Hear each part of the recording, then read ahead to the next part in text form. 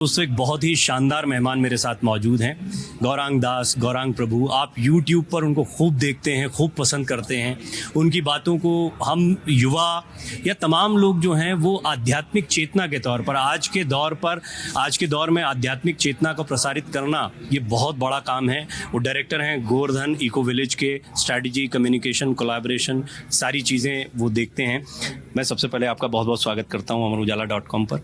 मुझे ये बताएं आप कि आज युवाओं में मैं देख रहा हूँ कि YouTube के ज़रिए आपके कई लेक्चर्स को, आपके कई वीडियोस को बहुत पसंद किया जाता है, लेकिन आपको लगता है कि आध्यात्मिक चेतना का विकास वैसे हो रहा है जैसे एक समय पर बहुत सारे आध्यात्मिक गुरु आए, हमने देखा एक दौर आया, ओशो थे, चिन्मय आनंद थे, बहुत सारे एक के बाद एक।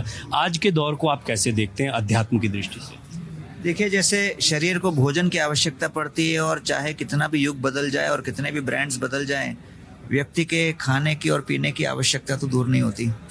उसी प्रकार आत्मा का पोषण है आध्यात्म, और इसीलिए चाहे कितने भी लोग बदल जाएं और संसार बदल जाए, टेक्नोलॉजी बदल जाए, लेकिन वो भूख तो बनी रहेगी। तो मैं तो विचार करता हूँ कि कोविड के बाद हमने जो देखा है कि खासकर इस्कॉन के मंदिरों में और दूसरे कई मंदिरों में भी लगभग 3 to 5x क्राउड जो है बढ़ चुका है।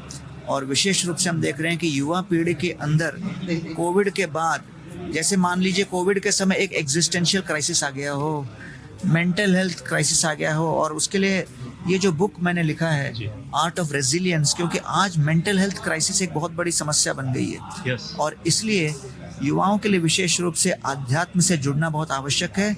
और भारत तो ऑलरेडी ही पूरे विश्व के लिए आध्यात्म के क्षेत्र में विश्वगुरु है।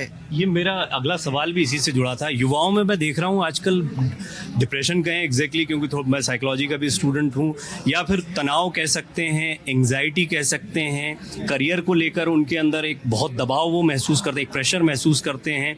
साथ ही साथ में हम देखते हैं कि इतनी तेज़ दौड़ हो गई है फेम की कि उसमें युवा जो है बहुत जल्दबाजी में है। आपको लगता है माहौल कुछ ऐसा है कि ज़्यादा सतर्कता बरतने की ज़रूरत?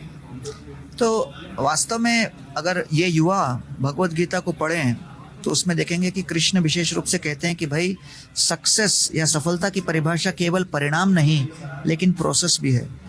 तो अगर लोग केवल परिणाम उसी पर ध्यान देते रहें तो फिर वो उतावले हो जाते हैं और चाहते हैं कि किसी भी प्रकार से हम परिणाम को प्राप्त कर लें, और उसमें उतावलापन बढ़ता है, उसमें चिंता बढ़ती है।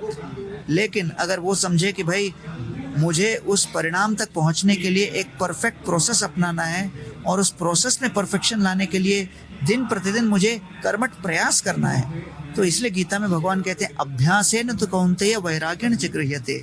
अर्जुन ओवरनाइट चैंपियन नहीं बना, लेकिन अर्जुन ने दिन रात एक करके प्रयत्न किया, इसलिए उनका नाम गुड़ाकेश था, जो रात्रि को भी नहीं सोते थे। तो केवल अर्जुन ने किस तरह द्रौपदी को जीता उसी को अगर देखा व्यक्ति ने, और ये नहीं देखा कि रात्रि की निद्रा भंग करके उन्हें द्रोणाचार्य के आश्रम में धनुर्विद्या सीखी, तो स्टूडेंट पॉपुलेशन को चाहिए कि समझे कि सफलता के अंदर कोई शॉर्टकट्स नहीं चलेगा, और उनको पूरे डिलीजेंस के साथ, पूरे हुनर के साथ उन्हें अभ्यास करना है, और स्टेप बाय स्टेप करते रहें तो अपने आप आगे पहुंचेंगे। एक बड़ा इंपॉर्टेंट सवाल हमेशा सोचता हूँ कि मैं आप लोगों से ज़रूर पूछूंगा, क्योंकि आप पूरी तरह से कृष्ण भक्ति में समर्पित हैं, इस्कॉन के साथ में आप जुड़े रहे।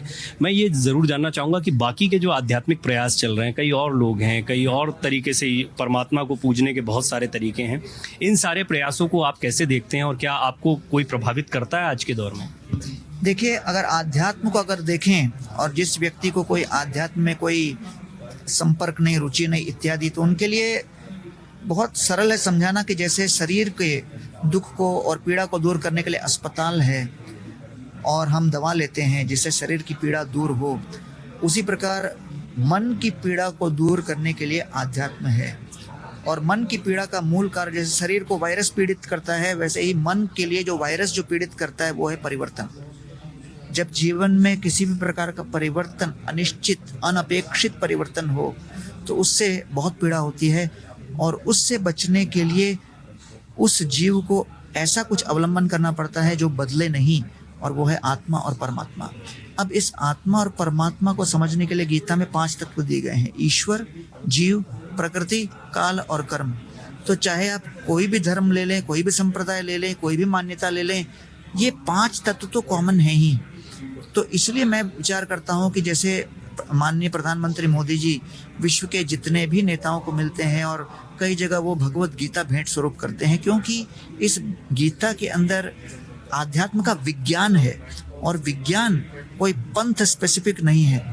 और इसलिए मैं विचार करता हूँ कि प्रकृति कॉमन है, काल तो कॉमन है, कर्म तो सभी करते हैं, जीव हम सभी जीव हैं, और ईश्वर ये कंट्रोलर वो तो कॉमन है। अब उसकी परिभाषा और उसके साथ संबंध और मुक्ति की परिभाषा इत्यादि में भेदभाव निकलता है। अब गीता का मैं क्या यहाँ उदाहरण रखूं, क्योंकि आप तो गीता के मर्मज्ञ हैं, लेकिन एक अंत में ज़रूर ये बात कहना चाहूँगा कि कृष्ण कहते हैं कि जो भी समर्पित करते हैं वो मूड होकर मुझी को समर्पित करते हैं। चाहे आप कुल देवता के नाम पर करें, किसी पत्थर के नाम पर करें, किसी मूर्ति के नाम पर करें, किसी पुरुष के नाम पर करें, अगर आपकी वो श्रद्धा भाव है, वो आप एग्जैक्ट श्लोक भी बता पाएंगे, तो आप समर्पित मुझे ही करते हैं। यानी सब कुछ जाकर मिलता कृष्ण में ही।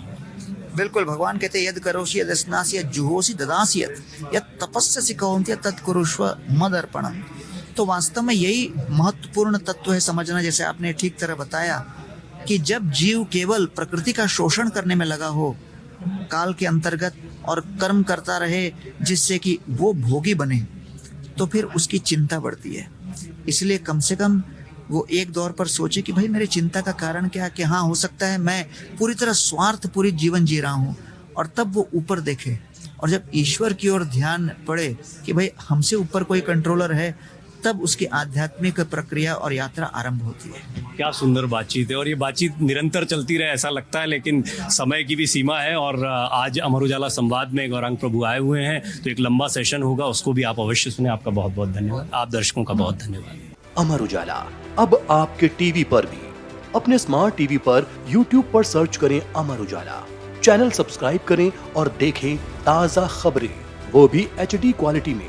और हाँ, बेल आइकन दबाना ना भूलें ताकि हर खबर हो आपके घर। अमर उजाला, निष्पक्ष, निर्भीक, निरंतर।